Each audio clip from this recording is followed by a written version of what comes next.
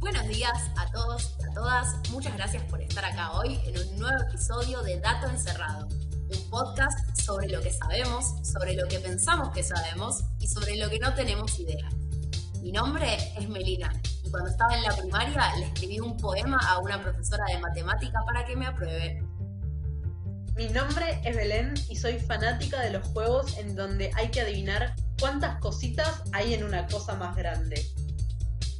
Mi nombre es Rocío y 10 años después de haber terminado el secundario, me sigo preguntando por qué no le hice caso a mi profesor de matemática de sexto año y estudié matemática. El capítulo de hoy vamos a estar hablando, como bien se deben haber dado cuenta por nuestras presentaciones, de matemática. Y más en particular no vamos a estar hablando así en general de matemática, les pido por favor que no se retiren ya del podcast, es muy temprano, pasó menos de un minuto, esperen un poquitito más, ténganos paciencia. Vamos a estar hablando, ¿cómo llamarlo, no? Mejor escuchen el experimento. Vamos a situarnos un poquitito después de los experimentos del episodio 2, o de las situaciones del episodio 2, en las que Rocío nos contaba sobre el descubrimiento o sobre los shows que había en las plazas públicas en los que la gente le daba corriente eléctrica a cuerpos muertos y estos cuerpos muertos de repente se movían y era todo un flash y todos se desesperaban un montón y una par de personas se desmayaban y bueno. Un par de años después, la gente seguía siendo muy fanática de los shows, ¿sí? Eso aparentemente se mantuvo a lo largo de la historia. La buena noticia es que ya dejaban de hacer estas cosas con personas, o por lo menos no lo contaban tan alegremente. Yo tengo una pregunta. ¿Nos prometés que en este episodio no va a haber gatitos zombies? Te prometo que no va a haber gatitos zombies. De hecho, hoy estaba pensando que va a haber muy poco morbo. No sé, Belén, si estás bien con esto, o sea, si te querés por ahí... Estoy perfecta, lo único que no puedo imaginarme en este momento un show sin Twitter. Tipo, ¿de qué se ríen? Acá tenemos a nuestra adicta a las redes sociales presente en la sala. Bien, entonces en esta época seguían siendo bastante fanáticos y fanáticas de los shows, ¿no? Y los shows, obviamente, como nos imaginamos y como nos mostraron bien las películas de Hollywood, eran estos eventos en plazas en los que se formaban rondas y la gente miraba qué pasaba. Y la historia que vamos a estar contando hoy no implica ningún tipo de crueldad, no vamos a estar hablando de ética, ni ningún tipo de tortura a animales, o al menos pueden sacar sus propias conclusiones al final del capítulo si es o no tortura, enseñarle matemática a un animal. En este caso, la historia involucra a un caballo. Un caballo que se llamaba Hans, que años después fue apodado por la prensa, que sí existía también en ese momento, Hans el Inteligente o The Clever Hans. ¡Qué creativo! Fantástico, alucinante. Bien, entonces, situación con Hans el Inteligente. ¿Qué pasa? Había un señor, ¿sí? Un señor, y Rocío, acá vamos a pedirte tu ayuda con los nombres alemanes, porque estamos en Alemania del siglo XX. Un señor que se llamaba Wilhelm von Osten, ¿no? Wilhelm von Osten. Exacto, ahí está bien dicho, exacto. Que tenía un caballo. Y además de tener un caballo, este señor tenía muchas convicciones. Y una de estas convicciones era que la inteligencia animal existía, ¿sí? Que los animales eran inteligentes. Él estaba convencido de que podía enseñarle a los animales un diverso set de cosas y que ellos las iban a entender y las iban a poder reproducir. Y no estoy hablando de cualquier cosa, sino que estoy hablando particularmente de la matemática. Entonces, von Osten pasó muchos años, más o menos como 10 años, entrenando a su caballo a contar. Y después de un montón de intentos frustrados, en un momento empieza a tener impacto. ¿Qué pasa? ¿Qué es lo que empieza a observar? Y acá es donde en sus mentes, si cierran los ojos, se tiene que ir acumulando gente alrededor de la ronda a mirar, ¿sí? Esa es la imagen mental. Entonces, de repente, el caballo empieza a tener la habilidad de responder bien a sumas. Por ejemplo, el caballo sabía cuánto era 3 más 5. Y no es que de repente hablaba y decía, 8 giles.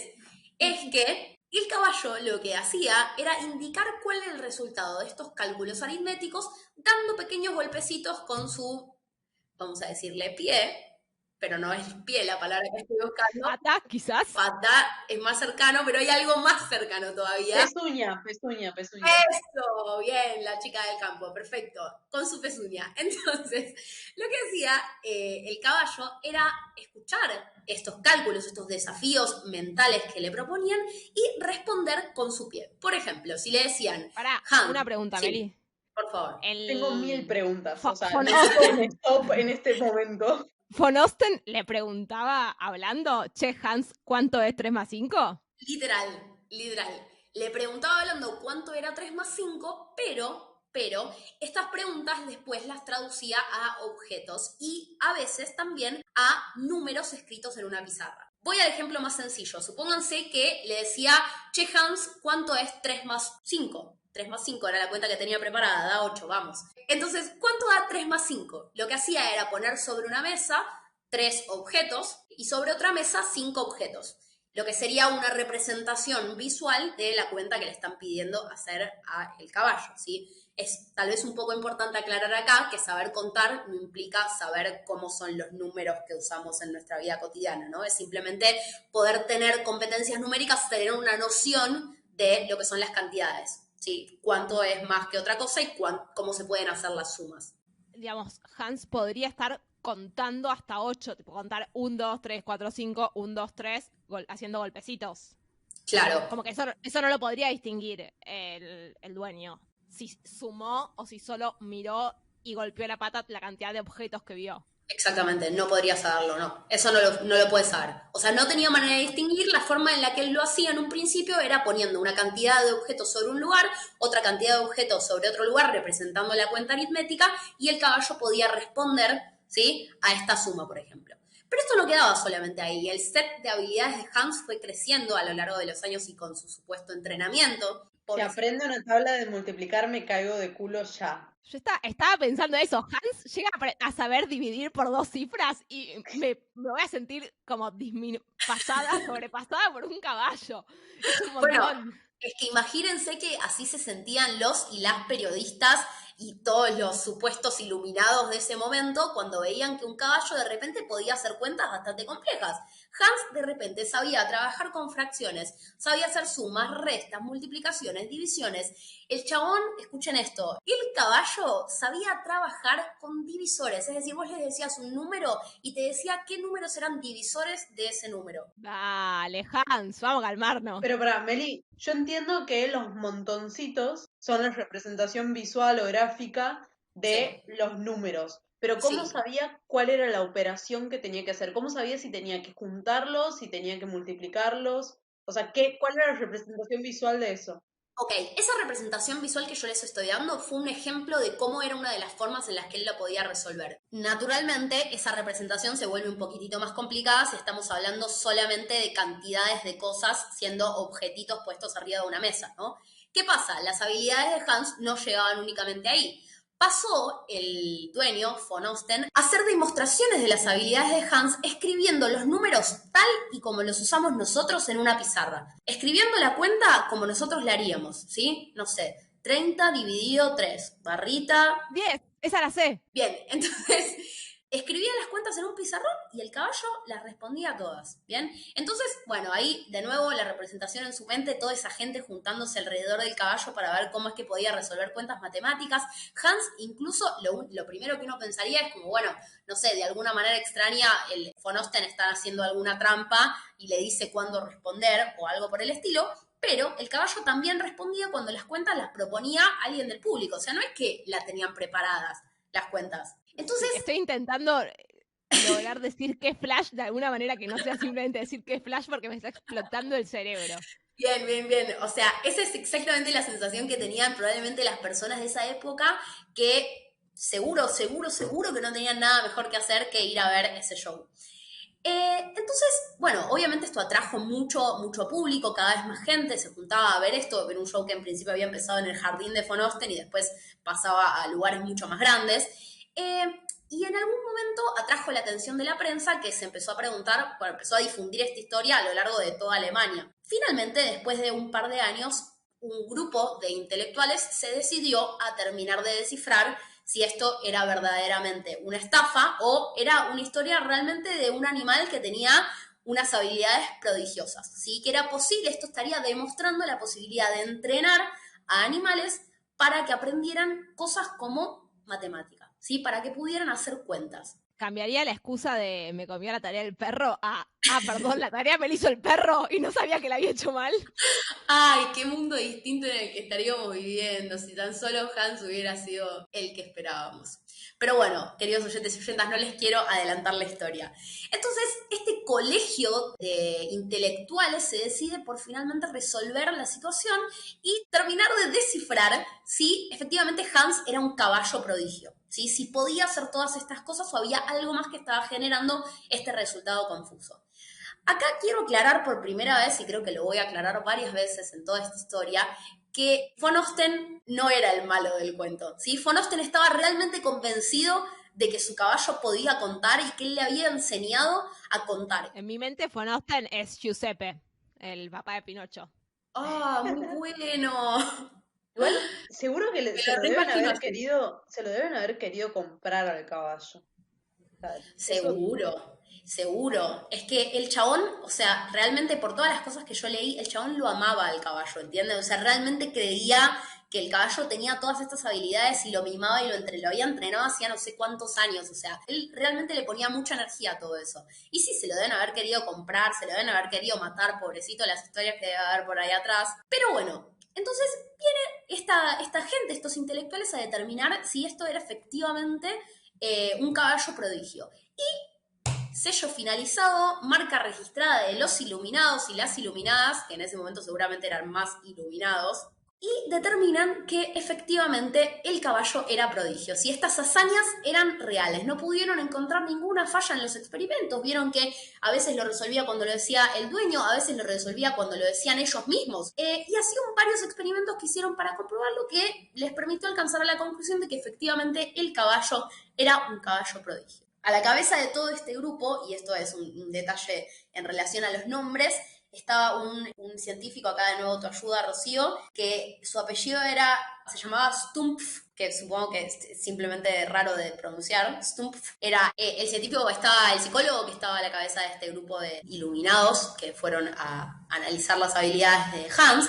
¿Y qué pasa? Después de que determinaron esto, hay algunas personas que no se quedaron del todo contentas con esta historia, de que de repente los animales eran re inteligentes y de que... Y aparte, el ser humano en el top de una pirámide en donde no puede haber un caballo demasiado cerca.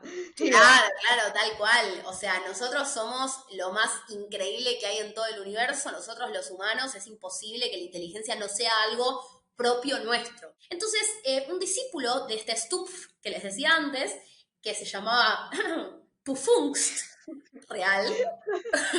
Ahí sí que me pierden, tipo, Pufunk, o sea, es un montonazo. Este científico entonces lo que decide hacer es empezar a correr una serie nueva de experimentos para tratar de entender si efectivamente las habilidades del caballo eran tales. Entonces, empieza, por ejemplo, probando cosas como, ¿qué pasa si el entrenador, o sea, Von Osten, no está en el mismo lugar en el que está el caballo respondiendo a estas cosas? También se preguntó, por ejemplo, si no hay ningún tipo de otro estímulo, si no hay ningún tipo de ninguna persona en el show, si el caballo también puede responder de esta manera. Y otra cosa que se le ocurre al investigador es probar qué pasaba si a el entrenador le mostraban una cuenta y al caballo le mostraban una cuenta distinta. Es decir, al investigador le mostraban una cuenta que era, por ejemplo, 3 más 5 y al caballo después le mostraban una cuenta que era 3 más 4. Las conclusiones a las que llega el investigador a raíz de todos estos experimentos son principalmente dos. La primera es que el caballo solamente podía responder bien si el cuestionador o los cuestionadores sabían la respuesta correcta a la pregunta. Es decir, si, por ejemplo, Von Osten sabía que la respuesta a la pregunta era 8, el caballo respondía bien. Pero si a Von Osten le habían mostrado otra cuenta antes de mostrársela al caballo, el caballo respondía mal. Pero no entiendo, es como si el caballo estuviera leyendo algo de la persona que estaba al lado, tipo una expresión o una cosa así. Ahora vamos a eso. Imagínense que primero lo que tiene son estos resultados. O sea, yo ahora les estoy contando el pasito a pasito, suavecito. Estos son los resultados que obtuvo Pufungst. Son como los magos que te dicen pensar una letra y después de alguna manera saben en qué letra pensaste. Literal. O sea, lo que sabía hasta ahora, entonces, la primera conclusión que saca el investigador es que para que el caballo responda bien, la gente tenía que saber cuál era la respuesta correcta de la cuenta. Y por otro lado, otra cosa que además tenía que pasar era que el caballo tenía que estar viendo a las personas o la persona que le estuviera cuestionando, ¿sí? A la persona que le estuviera proponiendo esta operación, esta cuenta. Estos resultados fueron rarísimos porque, bueno, básicamente estaban implicando, que era un poco igual la hipótesis que tenía este investigador cuando arrancó a hacer todos estos experimentos, que era que el caballo no podía saber de matemática y que alguien de alguna manera tenía que estar mostrándole algo que le indicara al caballo cuál era la respuesta correcta. O sea, que era algo que todos teníamos en común, digo, era algo que era de las personas. Exactamente, era algo que todas las personas que estaban en ese lugar tenían en común sin posibilidad de que estuviera previamente preparado. Digo, está bien, bueno, tal vez se pusieron de acuerdo un par de personas, bueno, tal vez se pusieron de acuerdo 100 personas. Bueno, tal vez todas estas veces que probamos el experimento, todas estas personas se pusieron de acuerdo para engañarme y nadie me contó y nadie se le ocurrió en ningún momento decir que era un acting. Puede ser, obviamente, pero era cada vez más casualidad. Finalmente, la conclusión a la que llega es a que el caballo tenía la habilidad, que yo creo que la preferiría 10.000 millones de veces antes que saber hacer un par de cuentas, tenía la habilidad de detectar expresiones faciales minúsculas en el público y en su entrenador que le indicaban cuándo estaba por acercarse a la respuesta correcta. Sí, pero pará, tengo 1000 preguntas ahora. ¿El caballo le pifiaba a veces o no? Nunca le pifiaba. El caballo a veces le pifiaba, Y sí. cuando le pifiaba por pasarse del número que era la respuesta correcta o porque frenaba antes, digamos. Dependía del caso en general, pero como les decía antes, lo que habían encontrado era que estaba muy relacionado con lo que esperaba el público y con lo que esperaba el entrenador, ¿sí? Es decir, el caballo lo que iba detectando en concreto es que cuando se iba acercando a la respuesta correcta, ¿sí? Por ejemplo, él pisaba, ¿no? Supónganse que la respuesta era 8, como esta cuenta fácil que estamos haciendo, ¿no? 1, 2, 3, ahí van creciendo tus cejas, 4, 5, Claro, la gente sigue cara, emocionando. sonríe, 6, 7, 8, ¿se entiende lo que digo? O sea, el caballo Claro. era, o sea, no era inteligente, era superdotado. Pero pará, entonces a Claro. nadie se le ocurrió mostrarle, decirle la pregunta o la consigna y después vendarle los ojos. Claro, bueno, es que ahí así es como después el investigador se termina dando cuenta de que había algo en las caras y en las expresiones de las personas que estaban mirando este espectáculo que era lo que le terminaba dando la pauta al caballo de que tenía que parar de golpear contra el piso. Perdón, yo sé que todo esto es maravilloso, pero tengo el corazón muy roto por Von Osten. Tipo, de golpe todo lo que había logrado en su vida se cayó a pedazos. No, es tristísimo, es Muy tristísimo. triste. O sea, yo no puedo cerrar la boca cuando estoy metiendo la pata y este caballo lee expresiones faciales para saber cuándo está contando bien. O sea, me siento mal.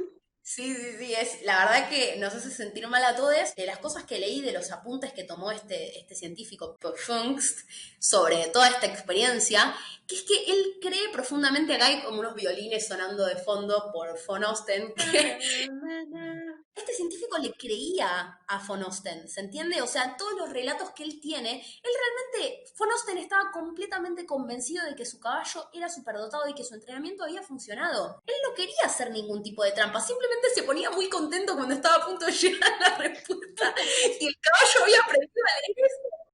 Bueno, no tengo ningún problema para empatizar con Von Osten en este momento. Obvio que te emocionas de que tu caballo esté aprendiendo bien. Bueno, y justamente a eso, ese es el quid de la cuestión. Esta serie de experimentos lo que termina demostrando es que es muy importante para hacer un experimento tener un diseño experimental riguroso que trate de tener en cuenta todos los posibles factores que pueden afectar el resultado. Incluso estos factores que ni siquiera nos imaginamos que pueden llegar a tener influencia. ¿Sí? En este caso, ¿a quién se le hubiera ocurrido, a quién corno se le hubiera ocurrido que el caballo iba a poder leer las expresiones faciales del público? O sea, era insólito pensarlo. Entonces, si bien al día de la fecha, cuando uno diseña un experimento, también existen estos factores que uno no puede tener en cuenta, la idea es tratar de evitar la influencia de la mayor cantidad de factores posibles en los resultados de tu experimento. En defensa de los caballos y el resto de animales no humanos, hay un montón de casos en donde, ok, no pueden resolver operaciones con fracciones, pero sí pueden reconocer cantidades y entienden, por ejemplo, que una pilita con 10 piedras o 10 lo que sea, tiene más que una pilita de 3 piedras, por ejemplo, ¿no? Totalmente, totalmente. De hecho, esto fue un problema porque todo lo relacionado a la inteligencia animal o a la supuesta capacidad de los animales de, por ejemplo, tener nociones de las cantidades, se vio completamente corrida del eje y se vio completamente desvalorizada en todos los años que vinieron después. Es decir, cada vez que aparecía una persona proponiendo que un animal de alguna forma tenía nociones de cantidades y podía contar, era completamente descalificado, esa es la palabra que estaba buscando, era completamente descalificado por la comunidad científica, tratando de encontrar todos los posibles errores que podía haber en sus diseños experimentales, por más detallados y por más cantidad de factores que tuvieran en cuenta. Entonces tuvieron que pasar un montón de años hasta que pudieran efectivamente probarse los primeros experimentos en los que se ve convincentemente que los animales sí pueden contar y que tienen nociones de cantidades y que pueden aprender, que pueden entender números, ¿sí? Y de hecho los bebés, niños muy, muy chiquititos, humanes, también tienen esa capacidad y tienen noción de cantidades. Pueden decir, por ejemplo, que de un lado hay una mayor cantidad de ítems que de otro lado. De hecho, hay un científico bastante reconocido ahora, no sé si ustedes lo conocen, chicas, que se llama Stanislas Dehaene. Sí, es re fan de Argentina. Viene todo el tiempo. Mal. Viene una vez por año, llega un mail diciendo que ese chabón está en algún lugar dando una charla. Es tremendo. Posta, viene bastante. Pero bueno, Stan Dehaene es un investigador, es un investigador en neurociencia, tiene bastantes libros publicados, si no lo conocen los pueden buscar.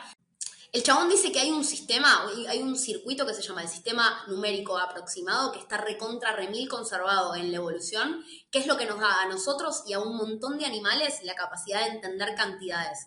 Pero esta capacidad de entender las cantidades está súper limitada por la intensidad de estas cantidades. Es decir, no es lo mismo distinguir la diferencia entre 2 ítems y 5 ítems o 2 cosas y 5 cosas que distinguir la diferencia entre 1.000.000 2 cosas y 1.000.000 5 cosas. Entonces, eso es lo que le daría el nombre a este sistema numérico aproximado. Entonces, las pruebas que él demuestra después que tiene con respecto a la existencia de este sistema numérico aproximado se relaciona a cómo va cambiando esta percepción que nosotros tenemos de los números a lo largo de nuestra educación. Nosotros cuando somos muy chiquititos tenemos funcionando este sistema numérico aproximado y a medida que vamos creciendo y vamos atravesando la educación formal, en la que vamos aprendiendo cómo son los números y vamos teniendo la noción de lo que es una recta numérica, este sistema se va perfeccionando de alguna manera y nos deja con los circuitos que se encargan ahora de procesar nuestra noción aritmética del mundo, ¿sí? Cómo entendemos lo que es una recta numérica y cómo se ordenan los números en un eje. Independientemente de si los animales se manejan bien o mal con los números, lo que me parece súper interesante del caso de Hans es cómo las expectativas que ponemos son súper importantes sobre el resultado, ¿sí? Acá vemos que como la gente se emocionaba mucho porque Hans estaba llegando al número correcto, es que Hans se podía dar cuenta de esa emoción y efectivamente daba como respuesta el número correcto. Me hizo acordar a algo que leí hace un tiempo que ocurrió en la televisión británica. Agarraron en el noticiero de la noche, por ejemplo, fue un científico a contar que llevaba una tecnología tope de gama, como lo más nuevo, que era que iban a poder transmitir olores a través de la televisión. ¡Boom! Locura. Llevó, pero había como un cable y un par de medidores que marcaban cosas. Ahí se veían números, digamos, en la pantalla. Y dijo que tenía un concentrado de olor a campo que habían estado acumulando durante 23 horas y que lo iban a poder transmitir. Y le pidió a la gente que, después de que ellos lo hicieran, llamaran al canal de televisión a decir si les había llegado o no les había llegado el olor y qué es el olor que habían sentido, ¿sí? Entonces les dijo, si no sintieron nada, igual llamen y avisen. Ok, termina la transmisión, dicen, bueno, ahora es que vamos a mandan, y al día siguiente reciben casi 180 llamados de gente que algunos dijeron que no habían sentido ningún olor, pero mucha gente dijo que efectivamente había sentido un olor. Había personas que decían que era lavanda, había personas que decían manzano, pasto recién cortado. Sugestión, ¿quién te conoce? O sea, no es que les habían dicho qué les iban a mandar, sino que simplemente vamos a mandar un olor, fíjense que huelen. Les habían dicho de campo, pero bueno, campo es como es medio amplio. Pero lo loco es que todo esto era una jugarreta del científico que fue a la tele, que no, efectivamente no se podía, y no se puede hasta el día de hoy, mandar olores a través de la tele, pero él lo vendió bien como si se pudiera. Entonces la gente estaba muy convencida de que le iba a llegar un olor. ¿Por qué? Porque le creyó, porque es un científico. Perdón, un segundo. ¿Se imaginan ver Top Chef con llegándote los olores de la cocina? El hambre que te agarra, mami. Y uno hirviéndose fideos, tipo. Claro. Comiendo un arrocito con queso y te llega el olor de las delicias. Bueno, y lo que plantean un poco es que, ok, por ahí hubo parte de la gente que mintió, que llamó y dijo que había olido algo que nunca olió. Pero lo más probable es que no hayan sido todos casos de esos, que haya habido gente que efectivamente creyó que estaba oliendo eso, porque se había convencido que lo iba a oler, o bien que en su entorno había algún olor parecido a eso de lo que estaban hablando, solo que antes no le estaba prestando atención, pero en ese momento como que le puso más énfasis al olfato y lo empezó a sentir. Entonces es súper loco porque si hay algo en lo que confiamos un montón es en nuestros sentidos, digo, lo que yo veo lo vi, lo que yo huelo lo olí y confío en eso y sin embargo también son recontra sugestionables y es como un ejemplo súper lindo. Supongo que el científico se fue a dormir re contento a la noche siguiente. La gente que creyó haber olido algo se debe haber decepcionado un montón, como el pobre von Hostel. Pero bueno, es muy loco cómo nos podemos sugestionar y podemos crear resultados que no estaban ahí. Y bueno, por eso también es súper importante. Después, seguramente en otros episodios lo sigamos charlando, pero en muchos diseños de experimentos es muy importante que la persona que esté registrando los resultados no sepa enteramente de qué va la cosa, porque nuestras percepciones, a veces las interpretaciones que hacemos sobre lo que estamos percibiendo son sumamente influenciadas por nuestras expectativas. Entonces, si yo quiero que mi experimento dé un resultado en particular, no significa que yo voy a mentir alevosamente y que soy una fraudulenta y corrupta y demás. Simplemente que mi cerebro me va a jugar una mala pasada y puede hacer que yo saque conclusiones que en realidad no eran. Pero lo dejamos para otro capítulo. Exactamente, exactamente. Creo que si hay alguna moraleja que les podemos dejar de este capítulo es que tanto en los experimentos como en la vida siempre es un buen consejo controlar las expectativas. Esto fue Dato Encerrado, un podcast que ahora tiene Instagram. Podés seguirnos en @datoencerrado.